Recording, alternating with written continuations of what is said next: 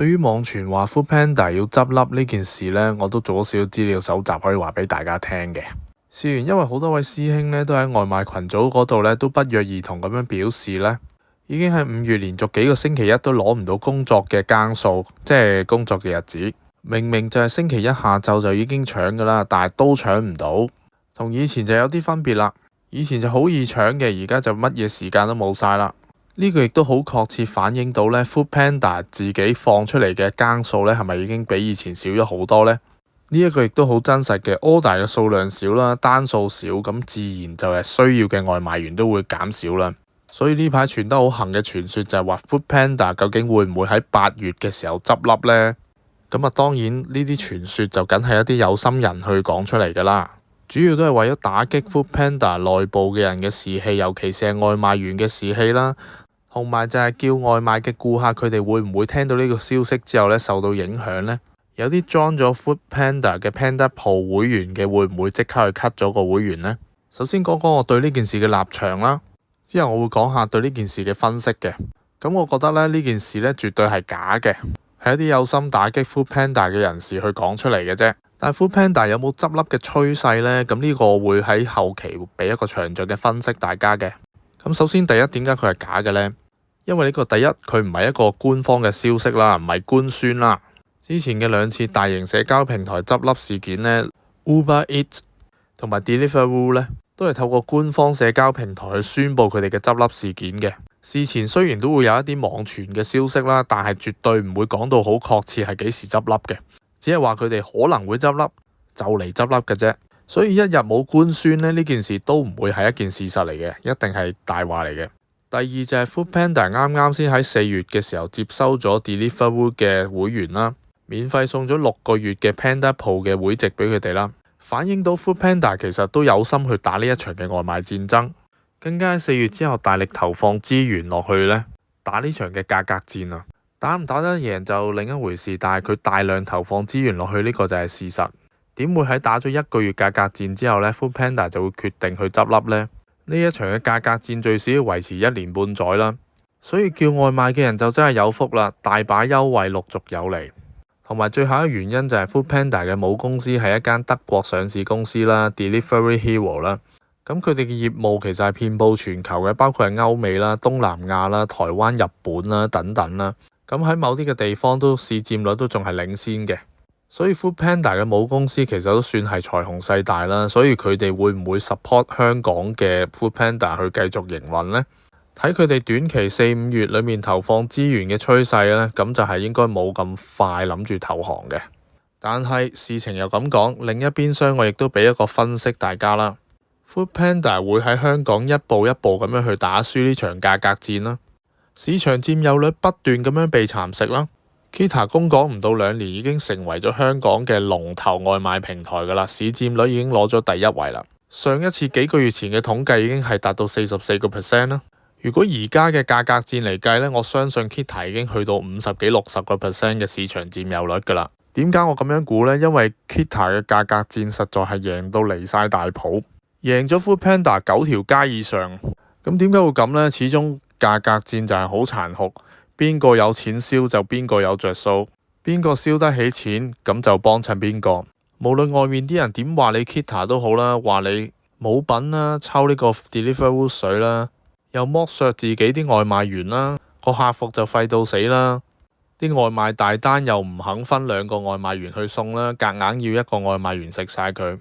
負評如潮嘅 Kita， 但係我幾乎問過身邊嘅所有人，佢哋近排嗌嘅外賣平台裏面呢，幾乎係一面倒，大概9:1左右啦，都係嗌返 Kita。Foodpanda 呢排都冇乜負面消息啦，仲要好好地咁樣接收咗 Deliveroo 嘅舊客戶，仲要免費送佢哋 Panda Pro 嘅會籍，但係都救唔到佢哋嘅劣勢，證明其實外賣呢個行業一間公司嘅聲譽對佢哋嘅生意嘅影響係好細嘅啫。最緊要都係你提供到更多嘅優惠，更多嘅宣傳，俾到啲客知道呢，你係吸引過隔離嗰間平台。咁大家都打價格戰，究竟兩者有咩分別呢？首先講下 Foodpanda 先啦，佢如果 join 咗 Panda Pro 嘅會員嘅話呢，就買滿120蚊就免運費啦。首先佢 Panda Pro 唔係免費㗎嚇，唔係個個都係 Panda Pro 會員嚟㗎嚇。我諗有5、6成嘅用 Foodpanda 嘅人係啦，有5、6成仲未係嘅。咁呢1、2個月佢仲提供呢個優惠碼啦，分別係300蚊減150蚊啦，200蚊減100蚊啦，150蚊減75蚊啦。每一個優惠呢係只可以用一次嘅，用完之後就回歸返以前嗌外賣嘅價格噶啦。喺外賣自取方面呢，佢就擁有呢個65折優惠嘅，但係只限某一啲鋪頭參與咗佢呢個外賣自取65折嘅活動啦。以我所知都係得嗰啲71啊、KFC 等等嘅啫。另一邊廂講下佢對手 Kita 啦，Kita 都係提供返同樣嘅優惠嘅，300蚊減150蚊，200蚊減100蚊嘅優惠。同樣 Kita 唔知喺3、4公里內都係免運費噶啦，3、4公里外都係免咗你8、9成嘅運費噶啦，幾蚊咁樣啦。但係講下唔同嘅地方咯，Kita 係唔使 join 會員噶，係全民免運費噶，即係話佢嘅用家裏面係100%都係免運費。唔單止係咁樣，第二樣再離譜啲嘅嘢呢，佢每日都可以搶一張 coupon 去半價叫外賣噶，仲要唔係好難搶嘅啫。我多數嘅朋友都話佢一個星期係可以搶到幾張噶，即係話佢一個星期有幾次嘅機會呢，係300蚊減150蚊，200蚊減100蚊。半價嗌外賣係一個咩玩法呢？就係仲平過你堂食啦。經常性大部分嘅鋪頭用100蚊左右嘅價格呢，係可以嗌到3個餐返嚟嘅。試問堂食又點可以用100蚊可以嗌到3個餐呢？除咗2餸飯之外，幾乎真係冇乜可能噶啦。仲要係一啲知名嘅鋪頭、知名嘅連鎖店，例如吉野家啊、KFC 啊，好多嘅茶餐廳啊，全部都做到呢樣嘢。佢同 Foodpanda 最唔同就係佢係無限用嘅，完全冇顧忌，一個星期最少可以用3次以上。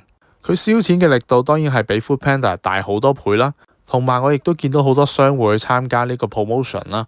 點解商戶肯參加？其實中間有一個誘因嘅，就因為 Kita 攤分大部分半價優惠嘅支出啦。咁呢個我哋以前做餐廳嘅時候都領教過噶啦。佢會用大數據話俾你聽，你參加呢個 promotion 呢，你會增加幾多嘅單量啦，同埋你每張單只需要付出好少百分比嘅錢嘅啫，所以商戶仍然有錢賺，單量亦都會大大提升。大部分資助客戶嘅錢都係 Kita 自己母公司去揞出嚟啦，即係美團。如果喺客戶層面嚟講呢， Foodpanda 嘅 promotion 就會真係相對顯得好小氣啦，只係一次嘅半價之後就冇啦。顧客永遠都係貪婪嘅，永遠都係貪着數夠多，尤其是係喺而家呢個經濟不景嘅環境之下呢，你着數夠多呢，咁真係冇辦法唔幫襯你。聽聞近排仲有一啲買 coupon 嘅服務啦，折上節嘅優惠啦，仲抵過半價添㗎，即係餐廳自己本身已經提供一個折扣，再加埋半價優惠，個優惠額已經大過半價啦，真係十分之誇張。呢場嘅價格戰係前所未有嘅，睇嚟美團係不惜一切都要整死 Foodpanda 㗎啦。而相反 Foodpanda 呢，暫時睇呢2個月嚟佢係無力還擊嘅，流失客戶嘅速度呢係前所未有咁快，所以佢嘅外賣單量就係極速咁樣減少啦。外賣員攞唔到更都係好正常嘅事嚟嘅。加上 Foodpanda 嘅母公司 Delivery Hero 呢，喺2023至2024年度呢係蝕咗成20幾億嘅。相反美團呢係賺錢嘅，美團喺2024年度嘅純利呢係達到100億嘅，係增長咗40幾個%。美團喺中國市場嘅獨大呢真係好穩，令佢哋有源源不絕嘅財政來源呢去支持喺香港嘅價格戰啊。相對之下 Foodpanda 呢喺歐洲嘅業務呢係不斷咁樣萎縮啦，甚至乎佢係要 cut 咗歐洲嘅業務啦，得返東南亞、台灣等等嘅業務嘅，仲要係蝕緊錢啦。所以一句講晒就係論公司背景啦，公司嘅實力啦， Foodpanda 係輸硬，係冇得打嘅。敗走只係遲早嘅事嘅啫，快則可能半年，慢則可能1年，因為 Foodpanda 係根本打唔起呢場價格戰。有啲網民就話期待京東嘅加入啦，但我相信京東嘅加入呢係只會加速 Foodpanda 嘅死亡嘅啫，因為京東喺大陸外賣業務嘅燒錢呢係仲勁過美團啊，亦都吸引非常之多嘅商戶啊、外賣員啊係倒戈啦，唔做美團去加入京東嘅。所以如果京東一旦宣布喺香港做外賣平台嘅話呢，我相信 Foodpanda 係應該會立即收皮㗎啦。好啦，我今日嘅分析大概去到呢度啦，多謝大家收睇，多謝大家支持，拜拜。